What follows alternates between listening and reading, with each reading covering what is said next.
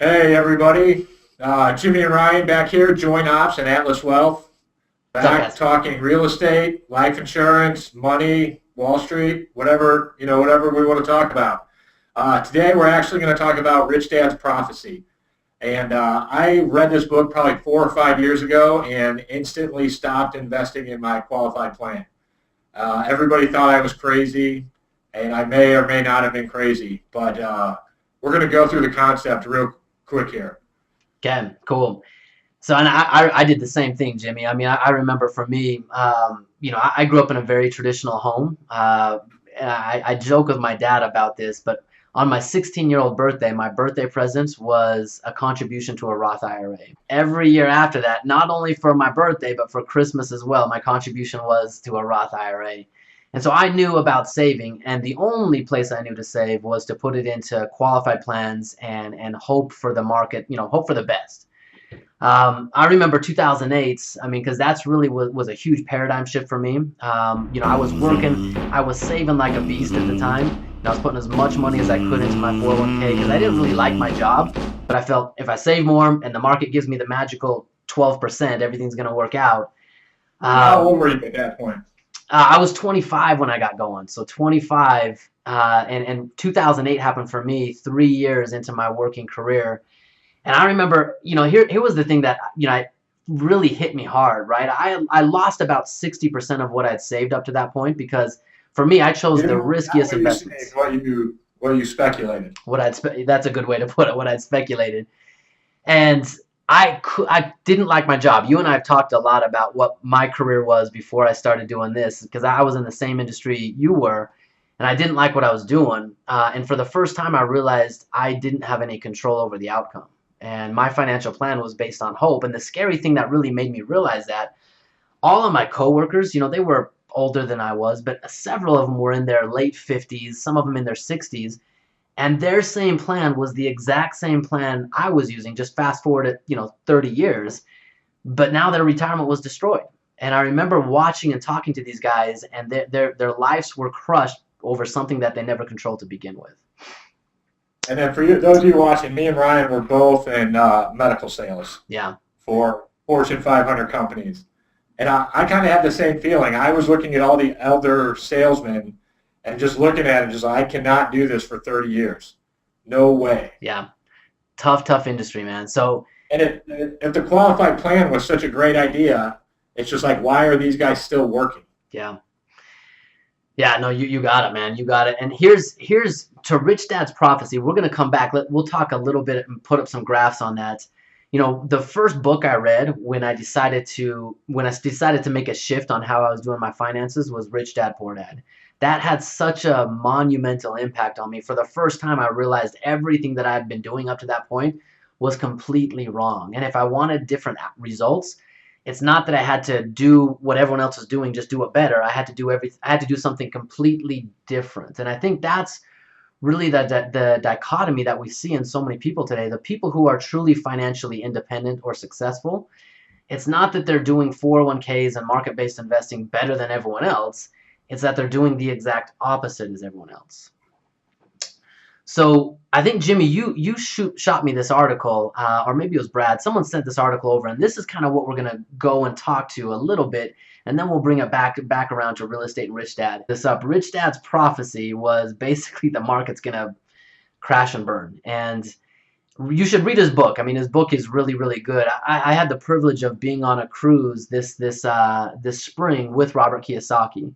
And he talked about his prophecy, and he talked about some of the prophecies he's made in the past. And for him, he talks a lot about being on the outside of the coin, seeing it from both sides of the spectrum. So this graph that we pulled, it came right out of his book, and all it is, it tracks the S&P in a linear fashion over a long period of time. And the interesting thing, we can see 1960, 1970, the S&P was there. It was kind of going up, but not really. In the 1970, 1980, it started going up, but what happened was in the late 1970s, early 1980s, companies moved away from pension plans, and Well, also, they took us off the gold standard as well. they And they they moved away from pension plans. yep took us off the gold standard. So that was what the Federal Reserve did, and companies companies now decided, hey, let's not take the risk of giving our employees pensions. Let's put the risk on them. And this is when defined contribution plans came in, today known as 401ks and IRAs.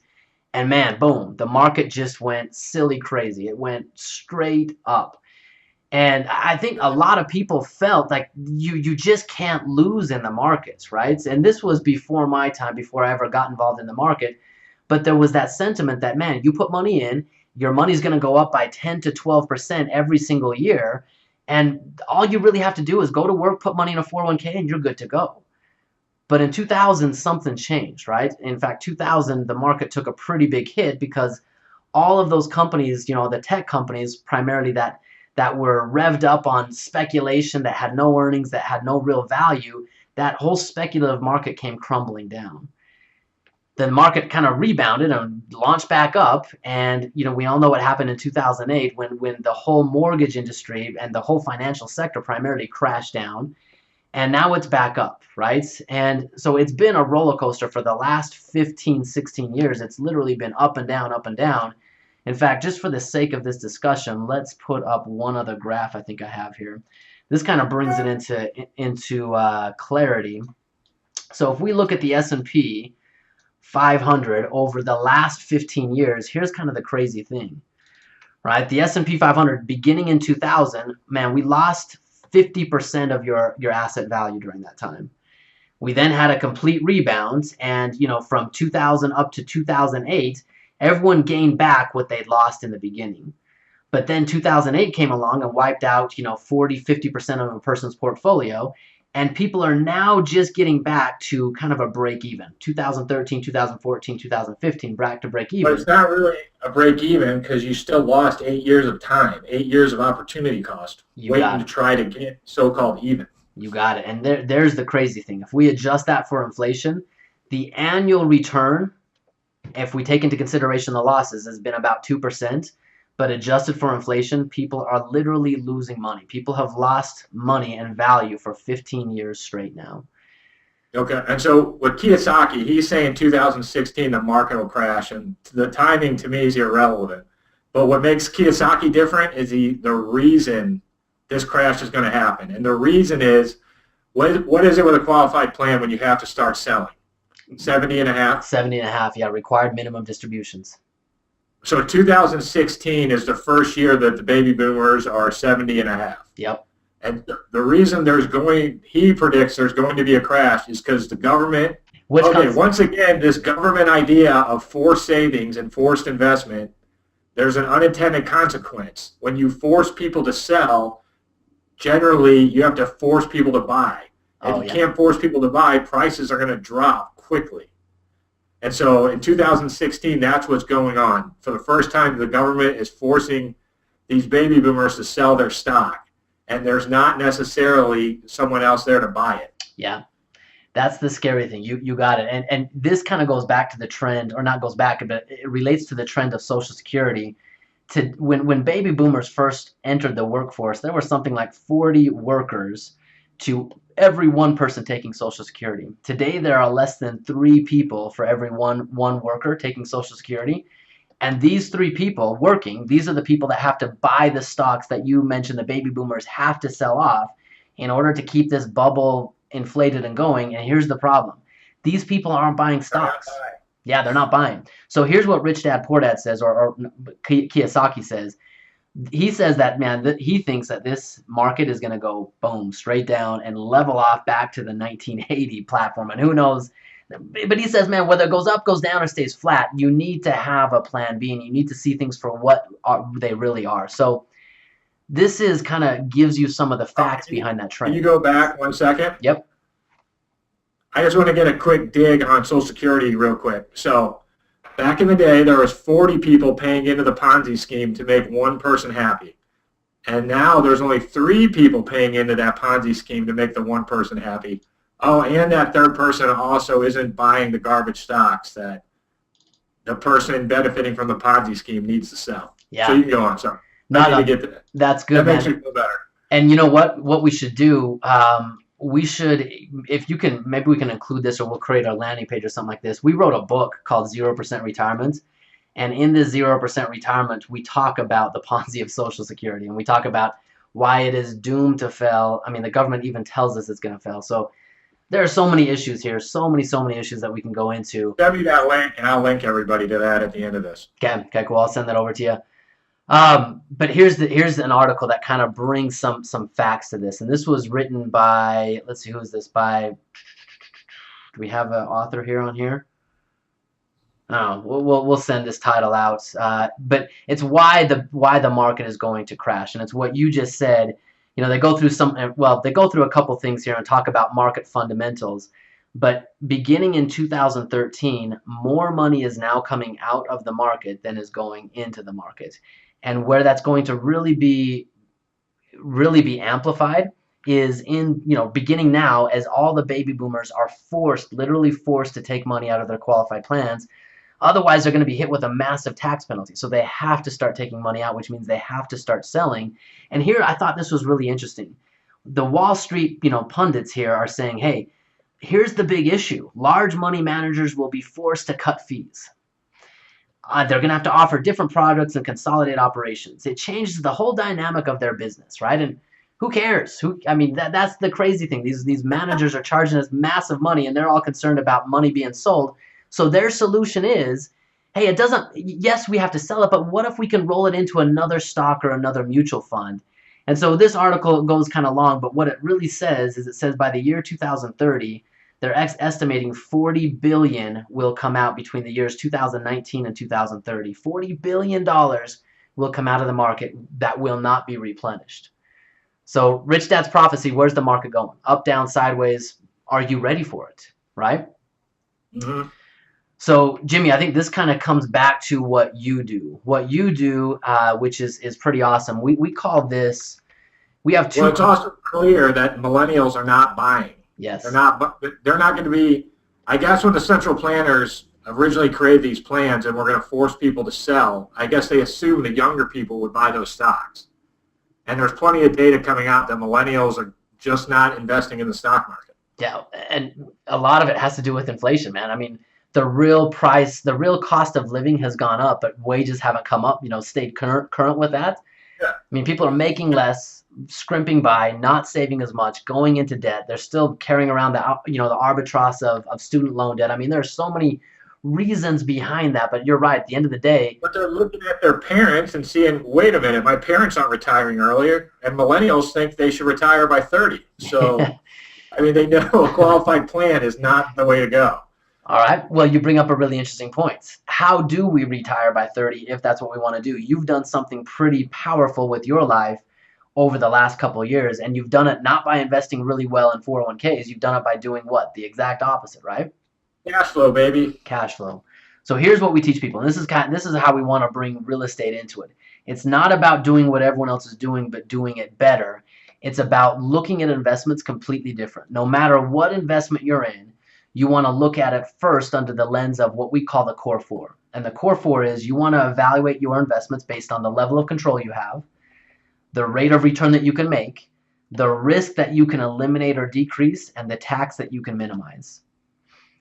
Most people's investments in 401ks are the exact opposite. They have no control. They have a lower overall rate of return. They take all the risk, and if you believe taxes are going to stay the same, you're probably crazy, so the taxes will go up at some future point. So we want to evaluate investments based on this.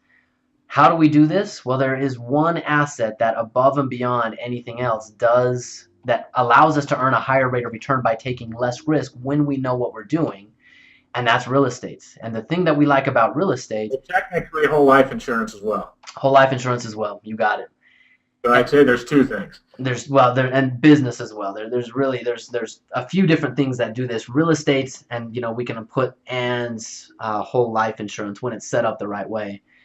Yeah. But real estate, here's the thing that's so powerful about real estate, and this is what allowed you, Jimmy, to accomplish financially what you've accomplished.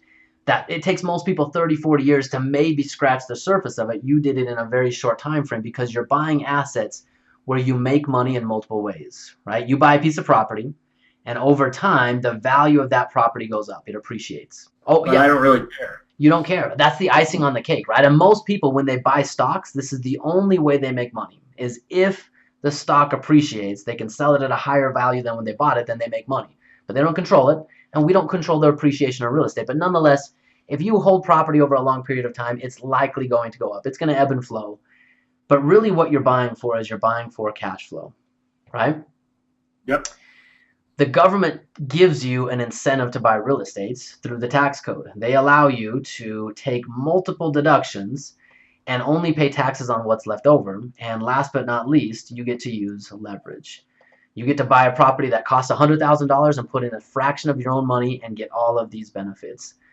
So when you put them all together with real estate and you add even on whole life insurance, which doubles and amplifies everything we're talking about, this is how you achieve monumental financial results in a short period of time. What thoughts do you have on that, Jimmy? Kiyosaki, he basically probably 80% of real estate investors read his book first. It's all of life is about, all of economic activity is about cash flow. Yeah. Paper gains and unrealized gains, nobody really cares about. You got it, man. You got it. Because that's something that at the end of the day, we're all saving for the same thing, right? It doesn't, I tell this to people all the time. You could have $1 million saved up, and on paper, you might be really rich. But until you know how you get cash from that $1 million, if you look at it this way, that $1 million based on where you put it can either give you $30,000 of spendable income or $80,000 of spendable income. Looking at it from that standpoint, absolutely, this is what we really want, but it all depends on where we put our money and how it's going to be taxed and how volatile it is and all that kind of stuff. So net worth is irrelevant. Cash flow is king, and we should evaluate our investments based on cash flow, and net worth is just a byproduct. And going back to what you said about all the risk, in this book, Anti-Fragile, Nassim Taleb, he basically says the problem with these qualified plans is that Americans are taking huge amounts of risk, essentially their whole nest egg, for minimal return. To put your whole life savings and be forced to speculate and then hope for a 4% return, to me, is insane. It's crazy. It's crazy. And that is the way the whole system is set up. This article that we just read, the first thing in this article was that the financial sector is going to take a hit. And how do we avoid that, right? You put your money in, they take a cut right off the top. The government also takes a cut, right? Before you ever get your money back, we're preached to that it's a tax deduction today, but all it really is a tax deferral. So then you have to ask yourself, are you going to retire in a higher or a lower tax bracket? And if taxes stay the same and you retire in a lower tax bracket, it really means you're retiring poorer than you are now, which isn't probably what you want. So why would we shift our liabilities to the future and let the government and Wall Street or our money manager take everything off the top and then we get whatever's left over? I agree. Okay, man. We're carrying on in our quest to dispel the myth that Wall Street's the only place to invest your money, and I think we've done our job for today. Absolutely. So, all right, thanks, Ryan. Thanks, guys.